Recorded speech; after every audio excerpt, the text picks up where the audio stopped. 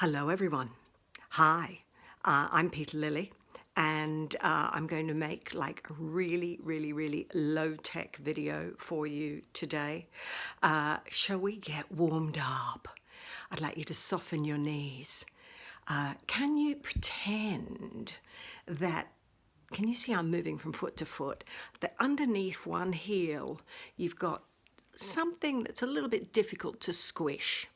Maybe some unripe bananas that are in their skins, or anything that, if you have banana phobia, not bananas, something. So you're just squashing, yeah? You've got your heel up and you're squashing down into the floor, squashing down into the floor, squashing down into the floor, squashing down into the floor. Lovely. Avner the eccentric always says, he says, put the weight on the undersurfaces of the body. So the soles of the feet definitely under here, under your arms, and then underneath all the inner organs on the underside of your eyes, the underside of your brain. All these things, I keep thinking about that as you squidge and warm up your feet and you're enlivening. I'm just now doing some general squishing as if I was in a big pan of bread dough and I was very unhygienically making bread with my feet, kneading that bread dough with my feet. Yes, hope you're doing the same. I'm watching. I can see you. Marvelous. And then let's just have a little all over shake. Sorry if the camera shakes a bit as well.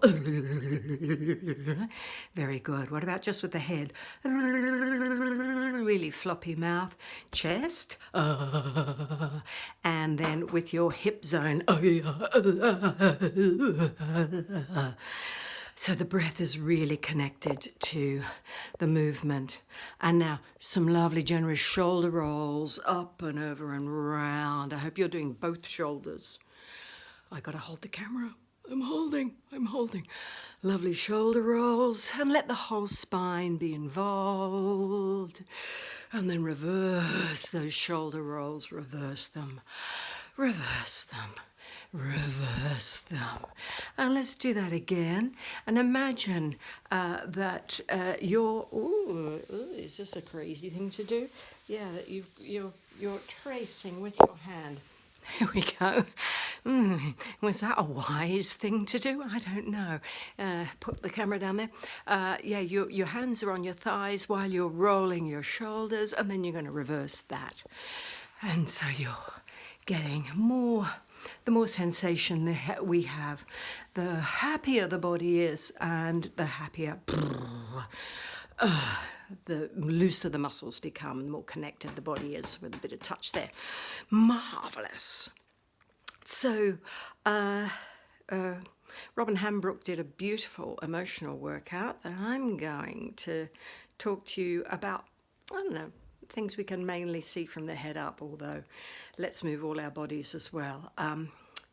If we're just looking at some emotions like excitement,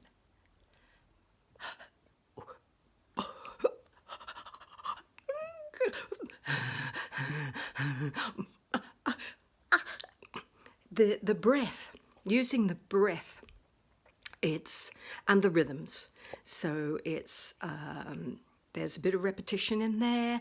It's generally quick, but there's also stops, and it's syncopated. It's like jazz, you know. It's not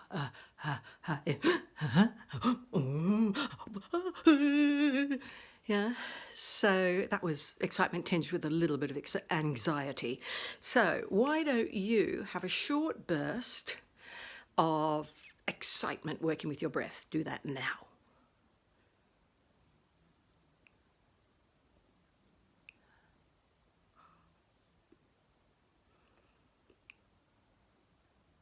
Great. Okay. And then just breathe. Normally get the breathing back to normal. I'd like to talk to you about hope now. This upper part of the body here, maybe you could just, give yourself a bit of movement across there with your hand, stroke across that upper chest bit. It's above the heart. And this is the area that is good for the higher emotions, pity, mercy, courtly love, etc. And hope as well. Clown is kind of an expert in hope. So breathing from here,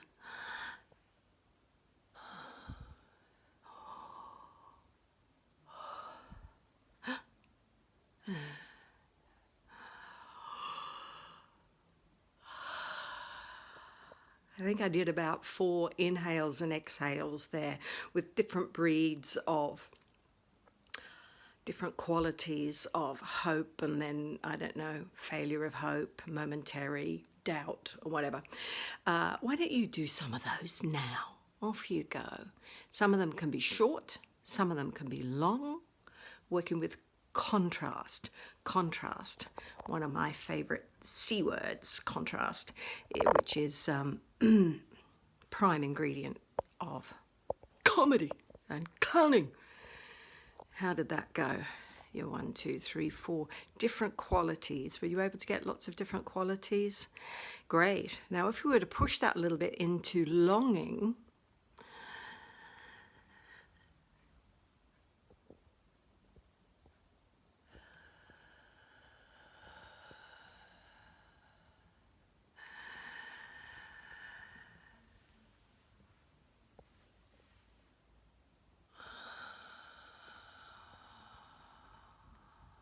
the whole thing slows down. So very long in-breath, a nice long suspense at the top, and even a slow exhale where very little happens. It's just that the breath leaves the body and whatever gets informed onto the face, of course. 3 breaths of longing. Off you go.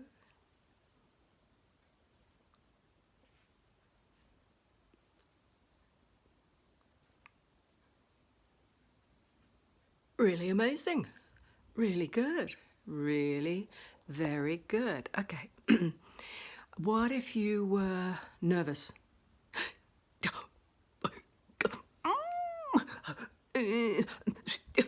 Have a go at that there, the rhythms of nervousness, the rhythms and the breathing of nervousness. Again, it's staccato. I hope you're doing it now. I'm talking while you're doing it. A little bit of nervousness, changing the rhythms, making little sounds. Little sounds are good. Sorry if your housemates are next door and they're going to come rushing in going, "What's wrong? What's wrong?" Then you will have done a really good job. Okay, great. Stop doing that and just a couple of natural breaths, yeah? So, if we were to translate this, had a bit of a warm-up with your body. If we were to translate this to an object, have you got an object standing by? Can you maybe stop the tape and go and get one? Okay. Great. Oh, hello. This is Penny. So I've got my object Penny here. And Penny, the pencil. If Penny, the pencil, was doing, come in, Penny. What you, Penny, come back. There you go. Okay. So if Penny was happy, excited.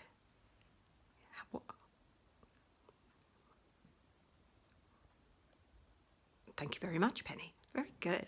She's good, isn't she? Okay. If Penny was fearful.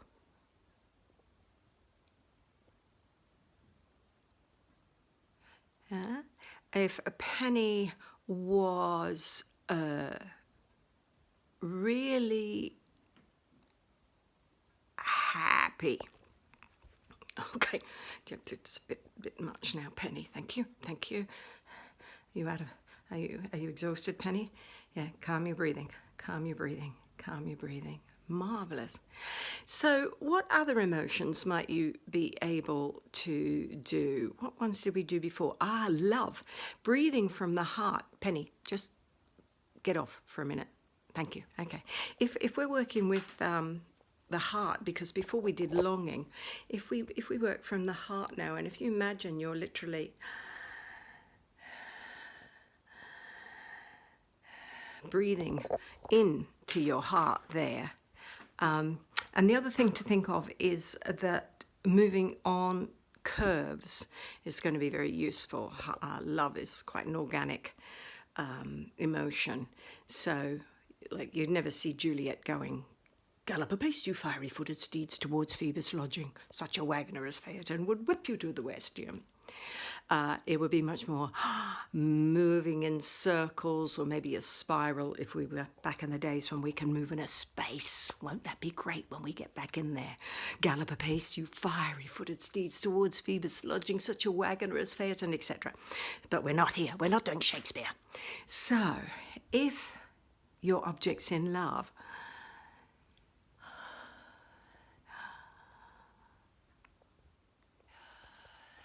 it's that dreaminess, the lightheadedness, yeah?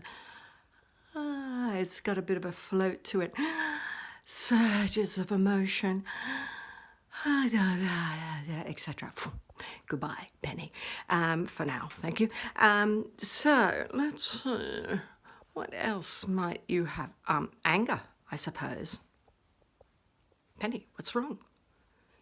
Oh, okay. I'm sorry. I told you to get off earlier. Oh, okay. Bye. Okay. Got to be careful. Got to be nice, haven't you? Got to be nice. So, here's the invitation. You go